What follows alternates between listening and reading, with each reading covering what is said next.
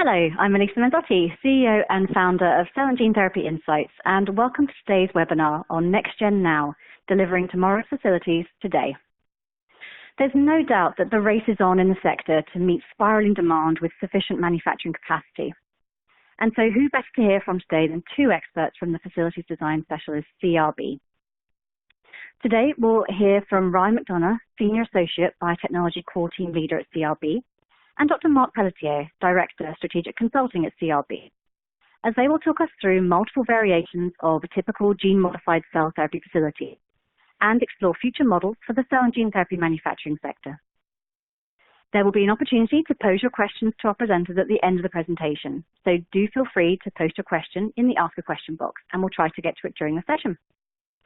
So now over to Ryan and Mark for today's presentations.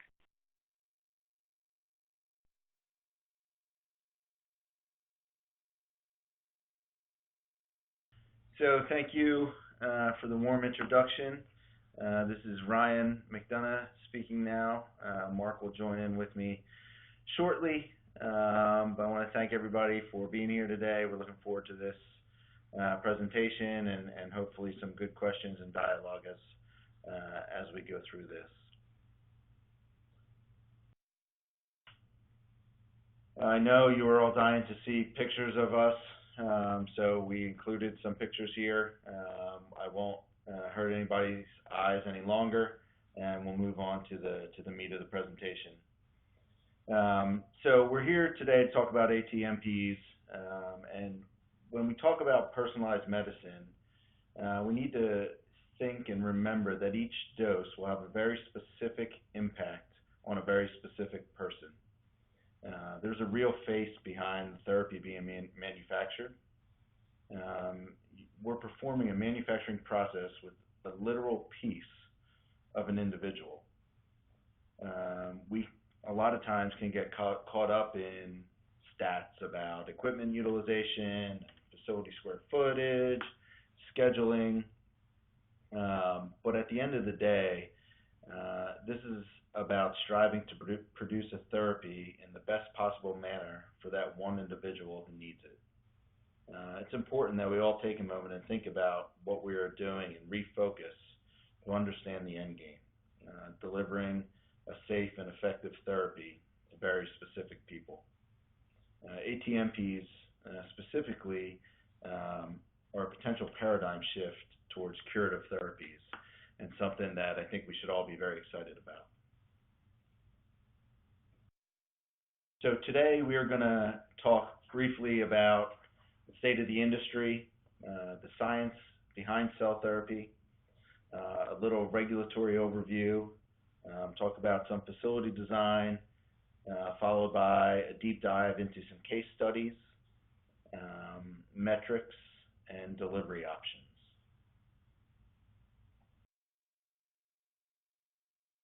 So, state of the industry. What are ATMPs? A lot of people refer to ATMPs as cell and gene therapy. I think the industry has come around to adopting ATMPs, advanced therapy medicinal products, as the official terminology. So to give a perspective of the global reach of ATMPs, and specifically companies that are in process of developing therapies, you can see that the bulk of the developers are located in North America, followed closely by Europe, and then Asia. So ATMPs can be categorized into four different groups. Gene therapy, which is the use of a genetic material to manipulate a patient for the treatment of an inherited or acquired disease. Genetically modified cell therapy, the infusion of chemically activated and genetically modified whole cells into a patient for the treatment of an inherited or acquired disease. Cell therapy, which is the infusion or transplantation of whole cells into a patient for a treatment.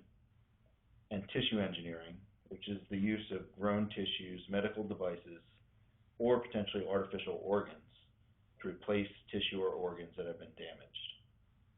So as you can see, this slide highlights the associated spread of clinical therapies by type. So there's a fairly equal split if you look at gene therapy and genetically modified cell therapies in the clinics today, followed closely by cell therapies, and then tissue engineering has a much smaller percentage in clinical right now. So unlike more traditional biologics where they're focused on many different diseases or indications, genetically modified cell therapy, specifically T-cell, is almost solely focused in oncology. You can see that T-cell or CAR T therapies are the bulk of the focus in the industry today. And for that reason, this presentation is going to focus on T-cells as we go through for the rest of the time today.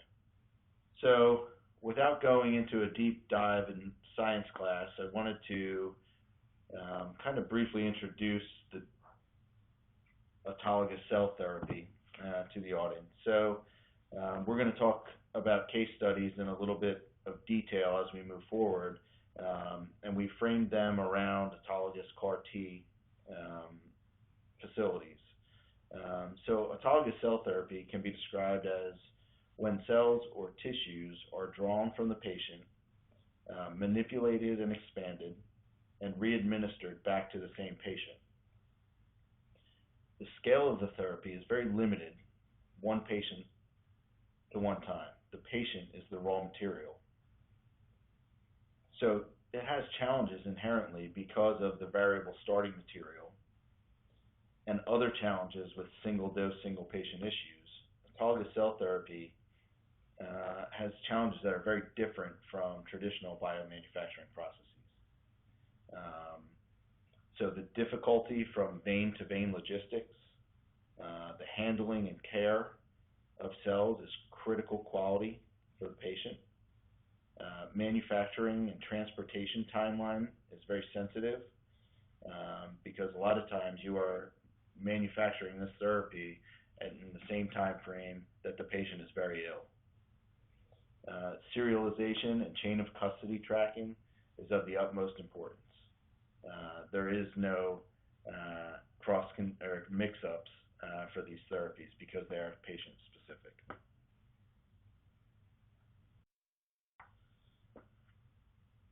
So a typical therapy cycle for a CAR T process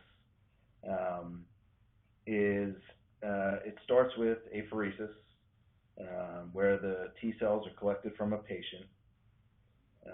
T cells are then re-engineered in the laboratory or manufacturing facility.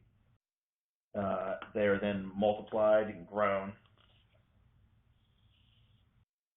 frozen, and then thawed and infused back into the patient.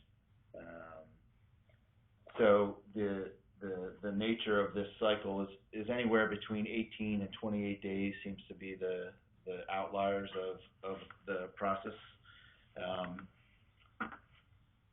But what this slide doesn't highlight is that the location of this manufacturing process can occur in up to 3 different facilities located anywhere in the world. So the challenges of logistics, transportation, and control is of the utmost importance. I think we're going to talk a lot today about the manufacturing process, which has its own challenges.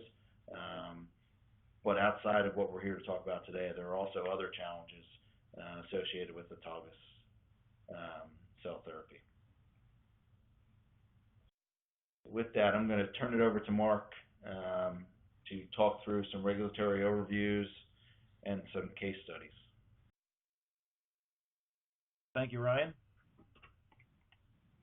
So the regulators have divided the HCTPs into 2 categories, the 361 products and the 351 products.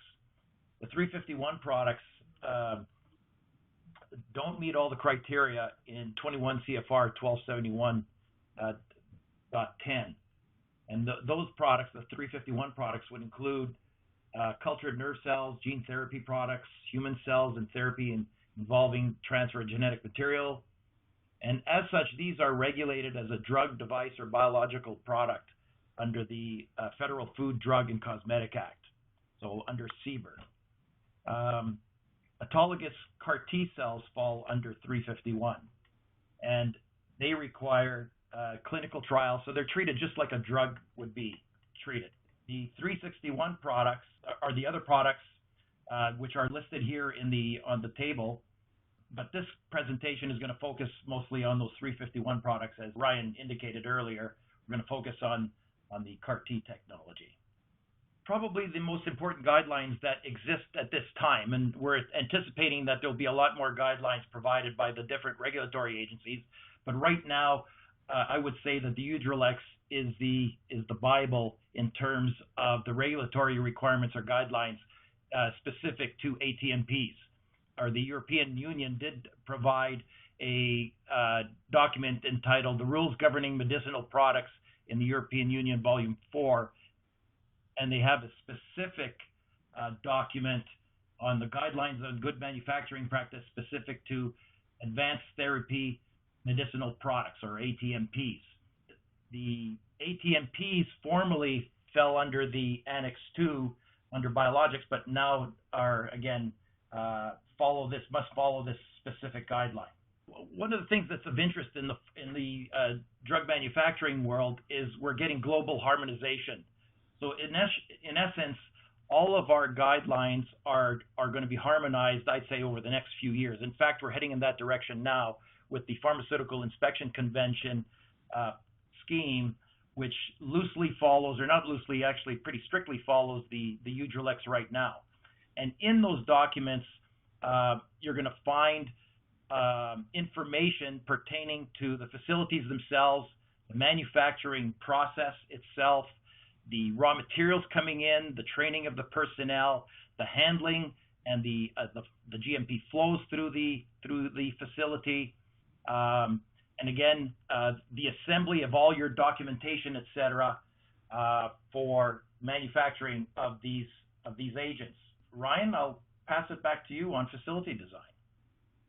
So I think some of the challenges associated with facility design for these CAR T therapies are the vein-to-vein control, the cost of the therapy, the small-scale, patient-specific nature of the manufacturing process tends to lead towards very manual operations. And with those manual operations and small-scale manufacturing introduces a lot of risk. So as Mark talks through case studies following this, I think how we accommodate or de-risk some of these challenges are looking at things like equipment technologies. There is a lot of new equipment and equipment that is being innovated on a daily basis that can de-risk some of the control aspects of the manufacturing process. I think the operations improvement process simulation is another tool to help us optimize facility design, material flow, and throughput. And I think there's a real opportunity for automating some of the more traditional manual operations. I think as we talk through this, we'll see that the industry is not quite to the level where we're able to automate the process, but I do believe that it is in our future.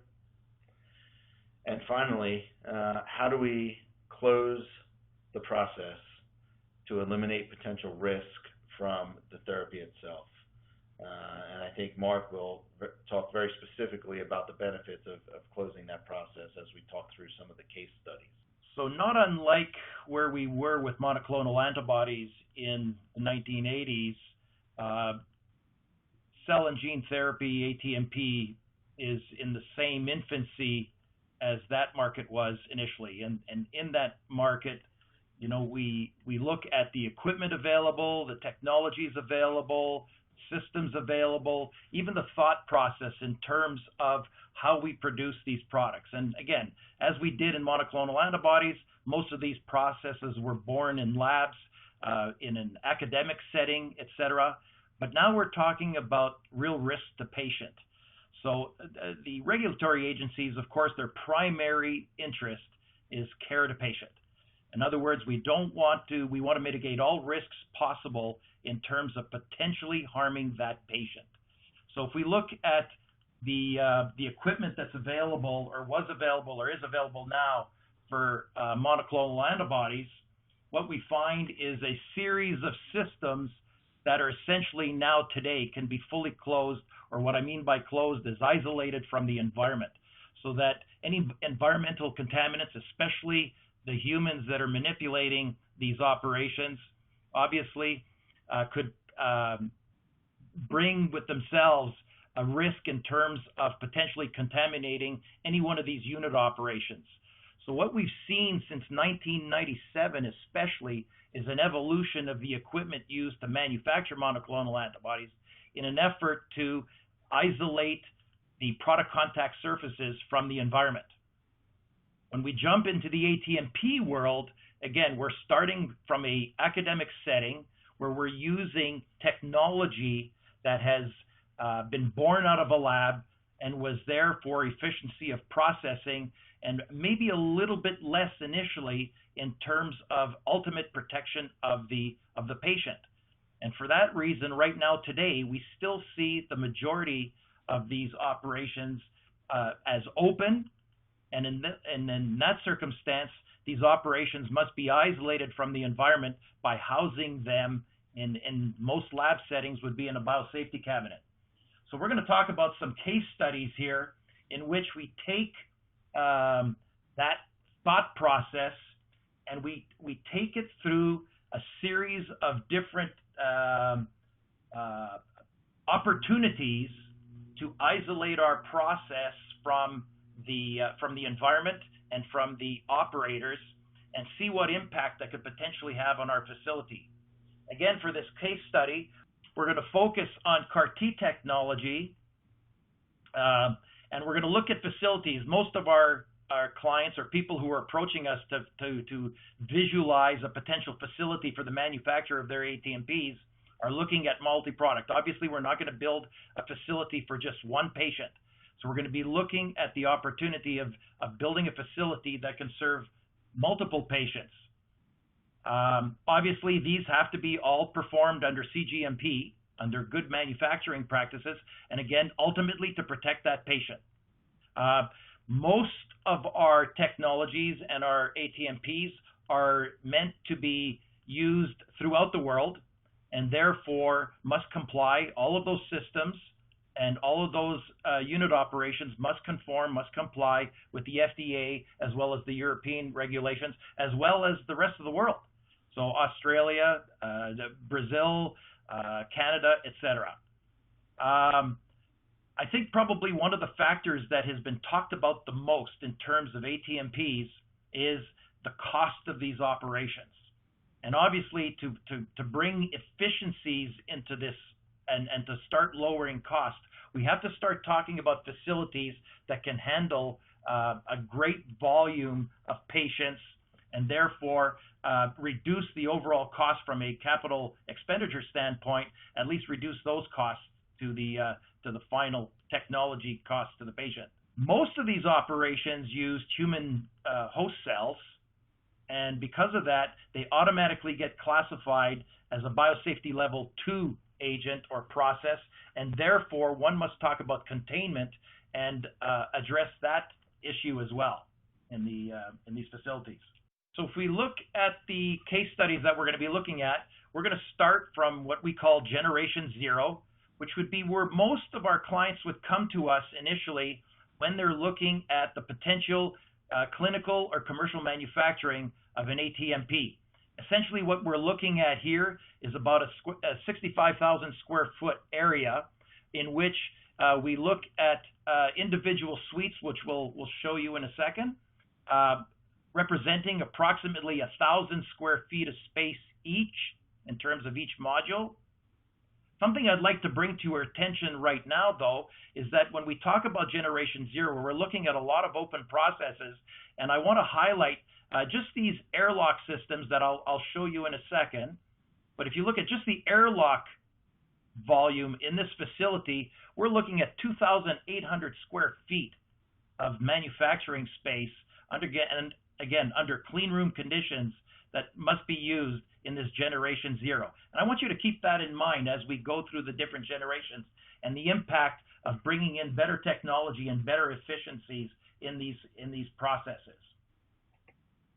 So if we look at generation zero more closely now, again, I mentioned these airlock strategies. So these represent the airlocks. And again, if we look at a zoom in of one of these modules, you can see a personnel airlock and a material airlock for ingress into the production suite or production area. And we see an egress airlock for both personnel and material as well. There's a desire, obviously, for unidirectional flow, because some of the rules of engagement when we get into cGMP processing is unidirectional flow, making sure that we're doing everything to mitigate potential mix-ups and contamination, etc. And therefore, the operations that are critical, and what I mean by critical are those operations in which they are susceptible to environmental contaminants, including the contamination from operations from personnel. So those would be, by rule or by law, confined to a grade A environment. In this case, the regulatory guidelines would say that open operations that are critical must be housed in a grade A environment that is protected by a grade B environment. So when we start talking about these environments of grade A, grade B, etc., they become extremely expensive from an operating standpoint. The good news, though, is from a capital expenditure, we can get into this facility for relatively low cost. In terms of biosafety cabinets, can be anywhere in the $15,000 to $25,000 range, for instance, and then the rest of it is all room environmental. We're looking at incubators in this area, etc. Again, relatively low cost. So if we look at a picture of that, of what that may look like, this is a depiction of what that suite that I was just showing you looks like, with the doors to those airlocks to enter the suite, the biosafety cabinets, again, representing a grade A environment, the background, okay, of the suite being a grade B environment. In this case, we've shown the incubators and other manipulations that are not listed as critical, in other words, are not open. We show them within the same suite. That is acceptable but only under very good controls, and therefore your documentation SOPs would have to reflect that care.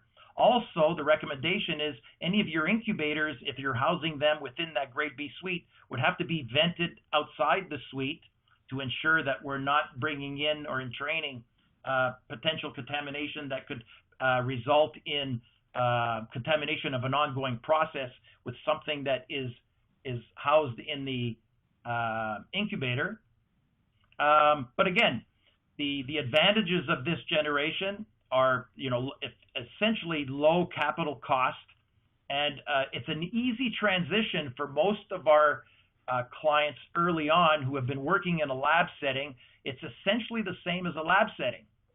The issue, of course, though, or the potential caveats of this generation are your processes are open, and we're working in an open biosafety cabinet where the transitions in and out of those biosafety cabinets are especially critical. The maintenance of a grade B requires high air change rates in the room, so high HVAC costs. Personnel must be gowned appropriately to mitigate the risk of contaminating anything that's within the grade A environment. The opportunity for mix-ups, because in this case we're showing multiple biosafety cabinets in a single suite. Obviously, if there's multiple operations going on here, you have to have extremely good control to make sure that you're not mixing something up, going from one biosafety cabinet to the other, or handling multiple different batches.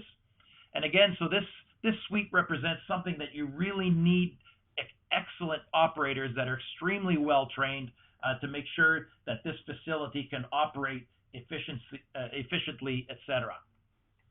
So Ryan mentioned something about simulation and looking at the facility a little bit more closely. So as I mentioned, one of the concerns in the facility that I just showed you is that there are more than one biosafety cabinet in the operating suite. And the Udralex does have actually a statement right in the guideline. The possibility of using more than one biosafety cabinet in the same room is only acceptable if effective technical and organizational measures are implemented in to separate the activities. I read that a little bit differently than most. For me, it's thou shouldn't do it unless one absolutely has to. And essentially what I feel is my prediction is within a year or two, this might be considered unacceptable practice because the risks are pretty inherently high.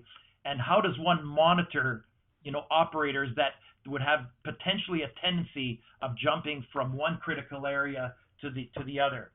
So, and this is can be further evaluated by doing a formal simulation of the processes in that suite. What we're looking at here is the essential movement of personnel, materials, and product through a facility.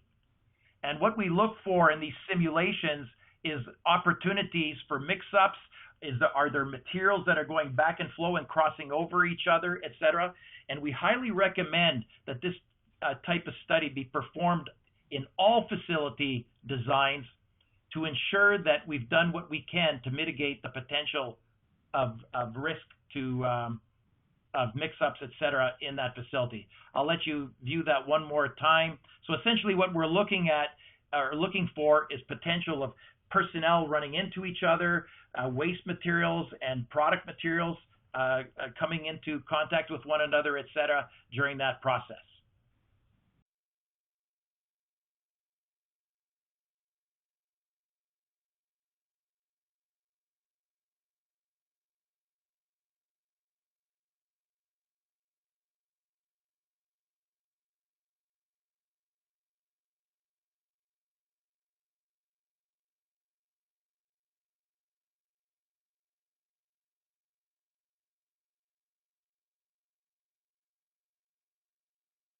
So having said that, the first opportunity, or generation one, we start looking at where those potential conflicts are, and we also look at where those conflicts could be critical to the success of the operation.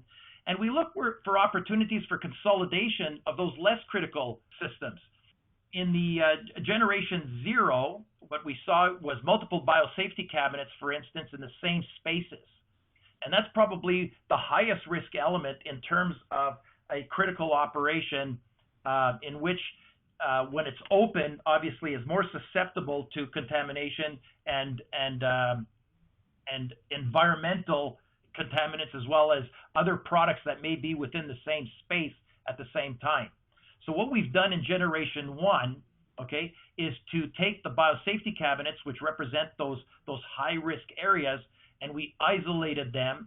And the other operations required for the CAR-T technology that can be closed are consolidated into more of a ballroom type approach, bringing us a more efficient facility and using equipment more efficiently within the facility.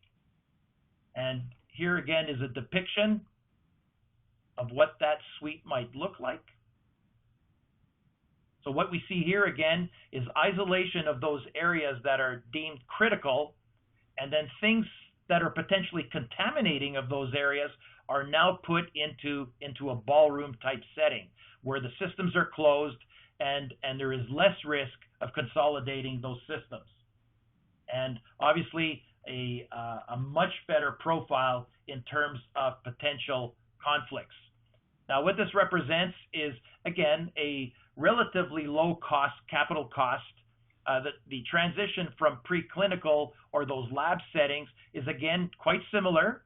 The gowning is approximately the same. And here we've done a little bit to help in those potential mix-ups where those systems are open and where mix-ups are more critical. And again, we start consolidating some of the equipment use and therefore using it more efficiently. However, we're still talking about open processing because we're working in an open biosafety cabinet. So again, we're requiring those grade B environments, okay? And again, this type of operation is still highly dependent on the operators that are within our suite.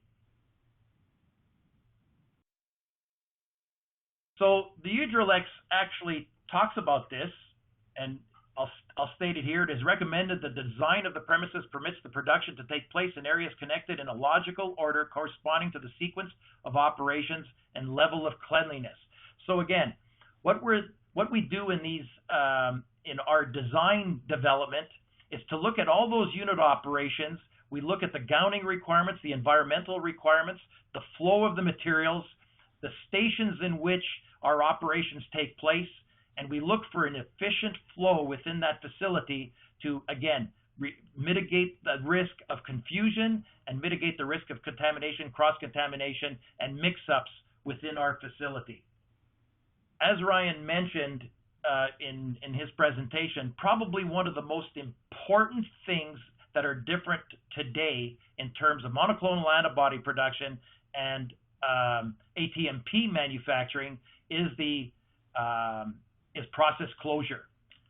As I said before, the ASME BPE has been focused on the ability to sanitize and clean systems in an effort to close them and isolate them from the environment since 1997. And I predict that ATMPs will reach that level of closure as well. However, right now, many of the systems that we use in ATMP manufacturing are still in its infancy, and therefore, not all operations can be closed. The other aspect of cell therapy especially is it's not a filterable material. Obviously, we're talking cells, so we can't do sterile filtration of we would, for instance, a small molecule or monoclonal antibody or protein, etc. So most of these systems must be performed under essentially aseptic conditions throughout. And this is why process closure is being encouraged by our regulators, etc., as the ultimate means of protecting the product for the patient. So again, a statement in the UDRLEX guidelines is manufacturing should take place in clean areas of appropriate environmental cleanliness level, or production in a closed system in an isolator or positive pressure isolator, okay, could be performed. The advantage of working in an isolator versus a biosafety cabinet is the operations taking place in that isolator are truly segregated from the environment, and therefore the background requirement for a isolator, at least within Europe, is grade D. In the US right now, under FDA guidelines, a grade C environment is still required. However, I predict now that the FDA is part of the Pharmaceutical Inspection Scheme, or PICS, if you want, that will soon evolve into a harmonization in terms of what the required environment for an isolator will be. So, as I mentioned, closed processing is what's going to be critical to the success of ATMP manufacturing in the future. We already see a lot of companies that are focusing, like a lot of the companies that have been focused on monoclonal antibodies are really focusing on ATMPs. They have systems that can be used for ATMP manufacturing, but we're working with them very closely in terms of making sure that we can design the system so that the product contact surfaces can be totally isolated, okay, from the environment. And that is going to be absolutely critical, I think, to the success and to the lowering of the cost of ATMP manufacturing. For equipment that can't be closed or operations that can't be closed, as I stated in a previous slide, the use of isolators or isolated systems is the next best thing. And again, isolators have been proven in fill-finish operations, and as an example, there was a FDA regulator who announced just a few years ago that he would really frown upon anybody who is doing fill finish operations in anything but an isolator in the future, and therefore the life of biosafety cabinets and RABs in a filling operation, I think are essentially doomed in the near future. And I think the same goes for ATMPs. If we're unable to close the ATMP manufacturing process, the next best thing will be isolators, and I predict that within a few years it'll be an absolute requirement that the ATMP manufacturing world will have to evolve into a fully closed system or use isolators where they can't close a specific unit operation. Again, it's just a prediction. I'm not God. I can't predict for sure. The advantage of isolators is, again, that we are fully isolated from the environment. The setup is performed, obviously, potentially in an open manipulation. However, before there is any product contact within that station, the system would be cleaned and sanitized in such a way that it would be considered devoid of any environmental contaminants. So if we start thinking about isolators, the facility can get a lot more interesting. If you remember in the previous slides, I was showing that per square footage, it's an interesting metric that when we look at this per square footage utilization of a facility, I was at 0.07 in the open biosafety cabinet world, and now suddenly I'm becoming a lot more efficient. And the reason for that, using isolators, is now I can put multiple isolators within the same grade D space. And the grade D is obviously of interest as well, because the cost of operating a grade D space compared to a grade B space is worlds apart. What I mean by that is, the gowning requirements are much lower. The HVAC air change rates are much lower. The efficiency of going from one station to the other are much lower, etc. So all of a sudden we start looking at a facility that, for in my opinion, is way more flexible and allows for much lower operating costs. The next slide shows a little bit what that would look like. So again, a facility that takes advantage of closed processing, whether it be closed systems or whether it be isolators, we see an environment that's essentially open ballroom. And in this case, as I mentioned, our operating costs are much lower. The opportunity for mix-ups, we would isolate every unit, and in this case, every patient operation within its own isolator, and therefore the opportunity for mix-up with another ongoing operation within the same suite is essentially mitigated. Much higher equipment utilization efficiencies, and again, the key being the process is closed, and therefore the opportunity for contamination of that process product is almost fully mitigated. Some of the negatives, people find isolators a little bit more difficult to work in than in biosafety cabinets, and obviously it's because it's easier to get in and out of a biosafety cabinet, but that's also the curse, is that it's easier to get in and out of a biosafety cabinet. Moving materials in or even operating within an isolator is much more difficult. And again, there are higher validation requirements, for the isolator itself, etc. But the real future in ATMP manufacturing is in fully closed operations. I put a photograph here of an operation that I worked in, and this is umbilical stem cell isolation. And this operation is now fully closed, or can be fully closed, and people are working in lab coats on a bench with virtually no risk to patient and no risk to the quality of the product.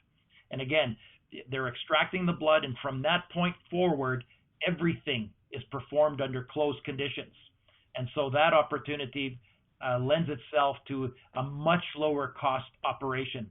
And I really believe this is the future of our industry, is when we start getting into some of these technologies, whether we're talking isolators or using, custom tubing sets, centrifuges, etc., that are all provide a closed environment for that operation and that isolation, I think is really the future of our facility. And again, the difference in this facility using closed operations is a much more efficient use of your facility and a much higher throughput and obviously higher throughput, more efficiency and utilization all represent lower cost in manufacturing for our future facilities.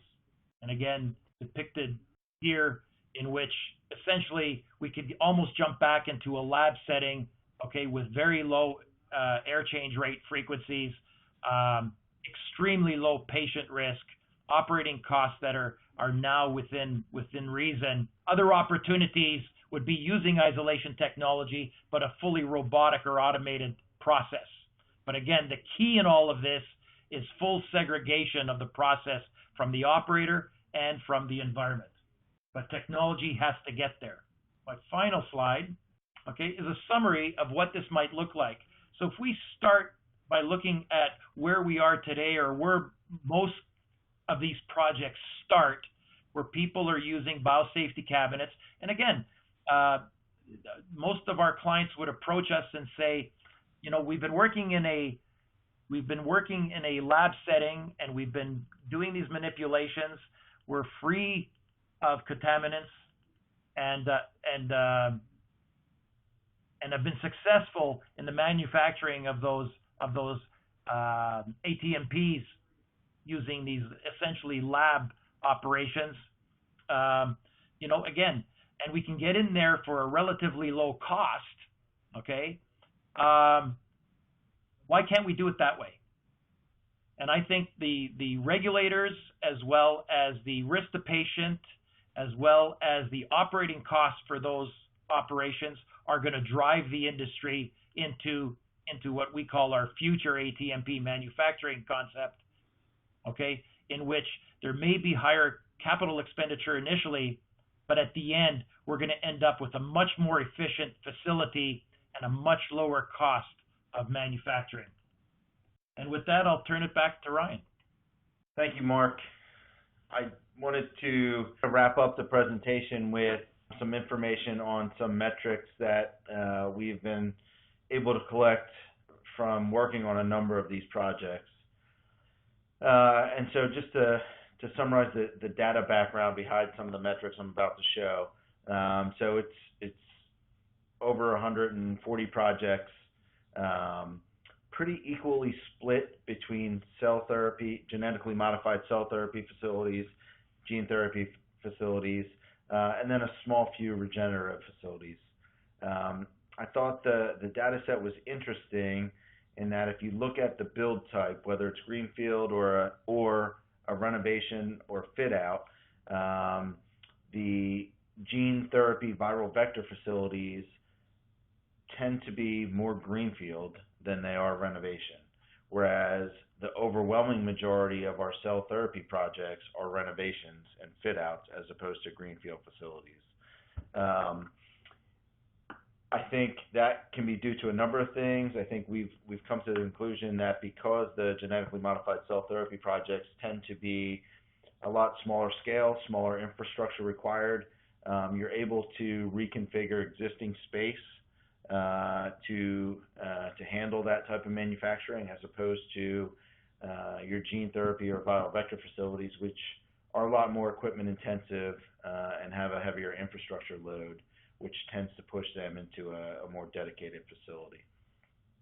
So if we take a minute and look at cost metrics, the cost metrics presented here are in the direct costs. So the cost of the sticks, the bricks, the equipment, the piping to actually build the facility, not including any of the soft costs. And we've looked at it in terms of cell therapy facilities, gene viral facilities, and then additionally broke it down into greenfield and renovation. And you can see that, and as expected, cell therapy facilities tend to be a little bit less expensive than the gene therapy or viral vector facilities. I know some people are probably jumping at their keyboards trying to write a question in. How is a renovation more expensive than a greenfield? And I asked the same question when I first looked at the data. But after looking at the data is real, and I think it's explained in the fact that most renovation projects are focused solely on renovating to add manufacturing capability or manufacturing space, which tends to be the highest dollars per square foot of any project.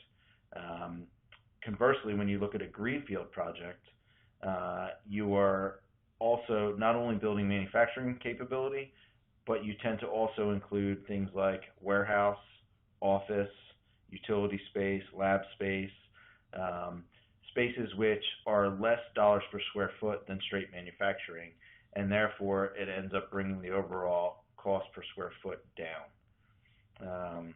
So just some sample metrics for comparative purposes. I think the gene viral vector facility is more in line with what we would see from a traditional mAb single-use facility, and cell therapy facilities are a little bit less than that. So similarly, looking at metrics for projects from a schedule perspective, splitting it between greenfield and renovation, there wasn't a real difference between the cell therapy facilities and the gene therapy facilities. You can see that in general, greenfield facilities will take longer than your renovation facilities, as to be expected.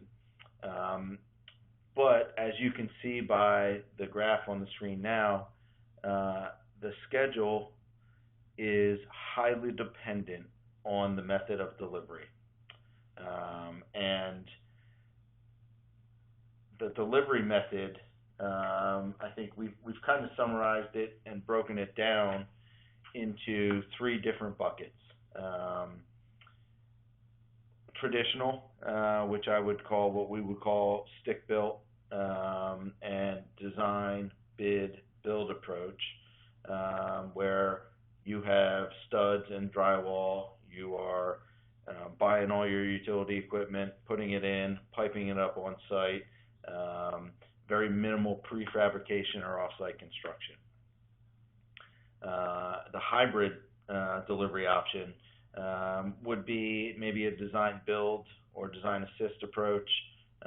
You may include things like modular clean room wall systems, maybe a pre-engineered or prefabricated building shell, maybe even consider a modular utility plant.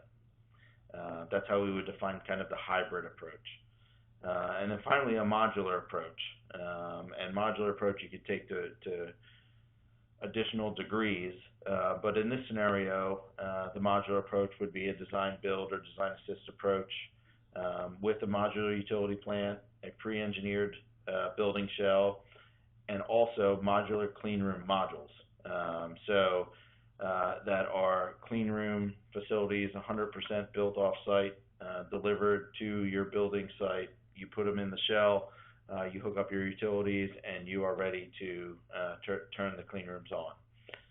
And so we analyzed those different delivery options against, I believe we used Generation 1 case study that Mark presented earlier, and looked at what schedule and cost would be based on each one of these different delivery models. The results are presented above. I think that in general, the faster you want to go, the more expensive it will be. But there are some degrees of freedom there where you want to look at it to try to optimize what is most important to your specific project requirements. Speed is always important. How important is up to the individual project. And just so everybody understands that this comparison was done based on a greenfield scenario. So you don't get the same benefit of going fully modular if you're fitting out an existing space. So this is specifically for a greenfield option.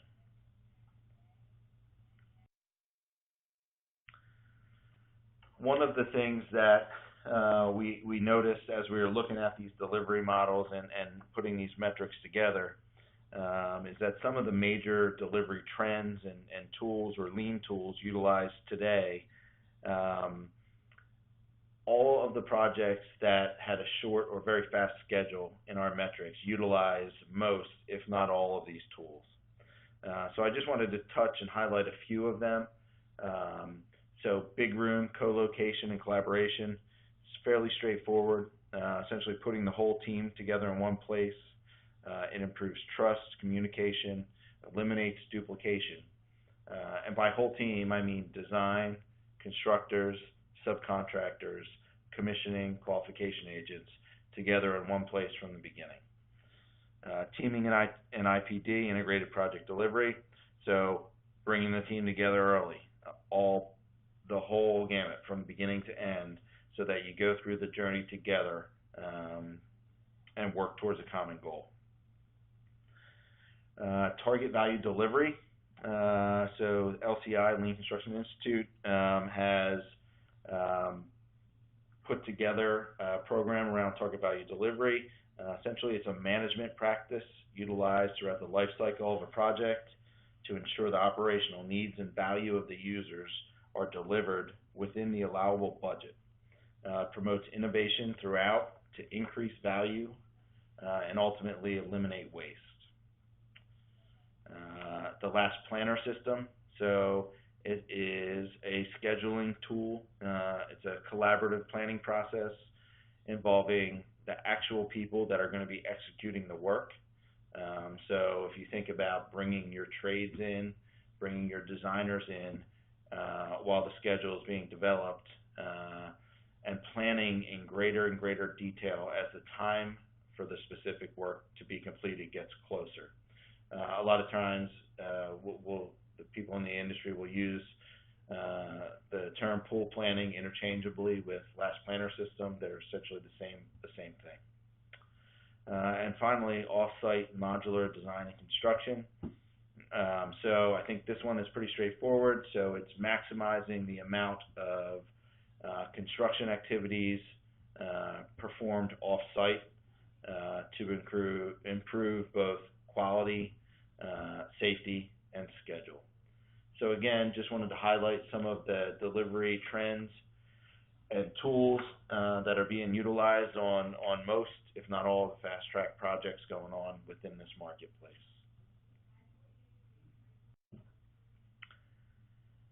And then in closing, before we try to answer some of your questions, I wanted to bring it back to the individual people. So I think everybody can see the picture on the screen. So that picture represents the first pediatric patient to receive a T-cell therapy for rare leukemia, which was not responding to traditional treatments, chemotherapy. That was 6 years ago, and still to this day is cancer-free. So that's what we're doing. That's what we hope everybody in the industry is focused on, is recognizing that we have an important role in the industry to bring cures to patients. So with that, I wanted to thank everybody for attending.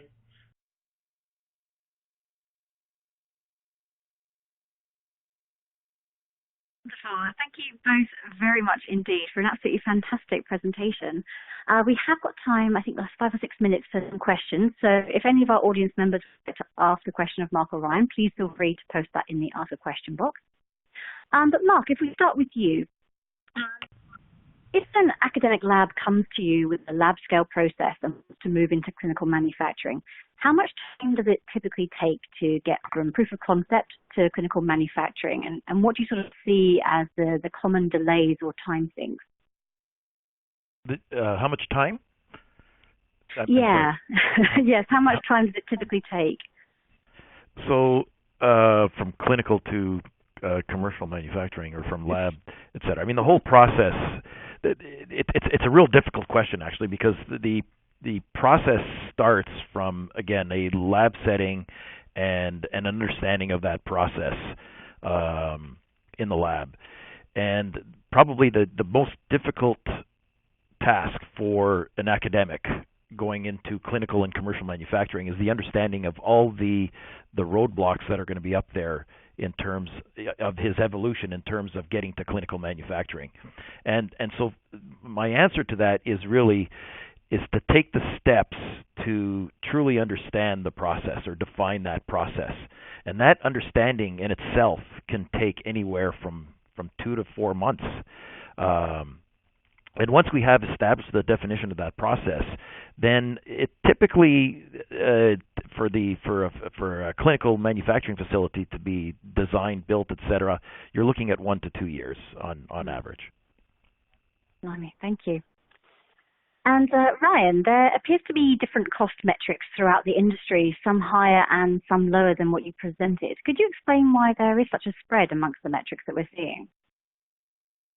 Sure. I think a lot of people will throw out facility costs, and it'll say our facility costs $50 million, or our facility costs $100 million, which is a pretty broad-based statement.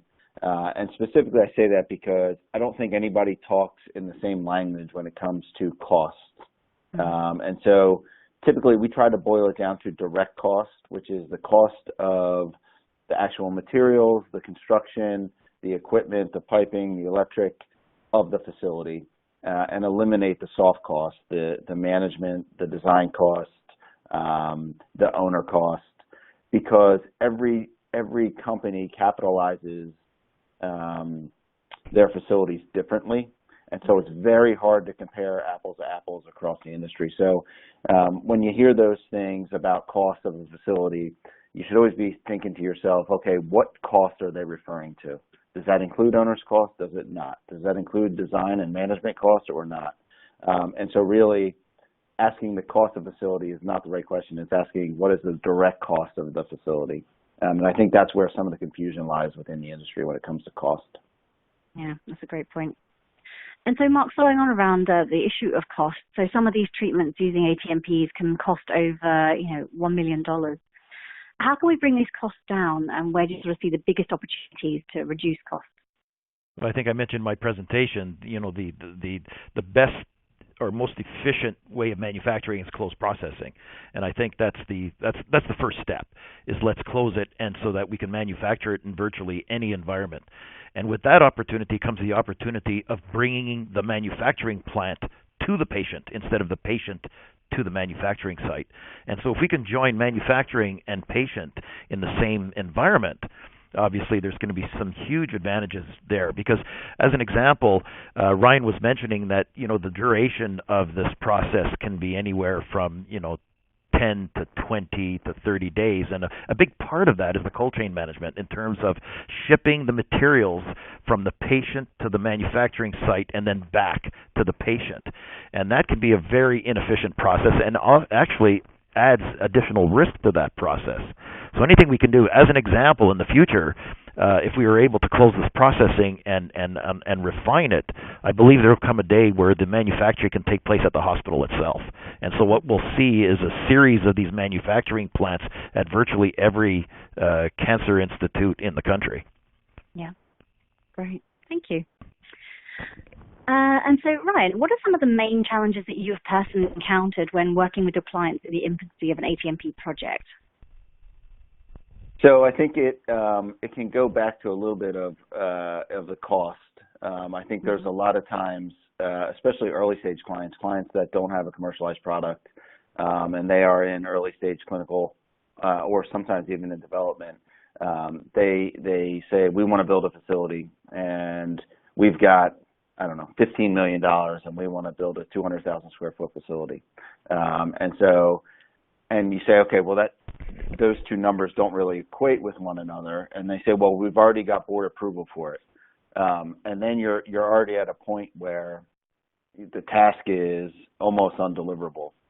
So the big challenge is partnering with our clients early enough in the process when they first think about we might want to build a facility, to help them understand what the full scope and cost and schedule of a facility is.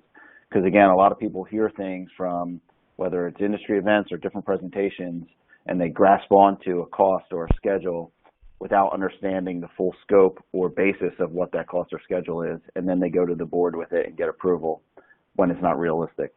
So that's probably the biggest challenge in the early stages. Great, thank you. Useful insight there. I think we're running over a little bit of time here, but just one more question from the audience. Can you expand on the main differences in the facility design for a cell therapy versus a gene therapy? Sure. I can take a stab at it and Mark chime in. I think so.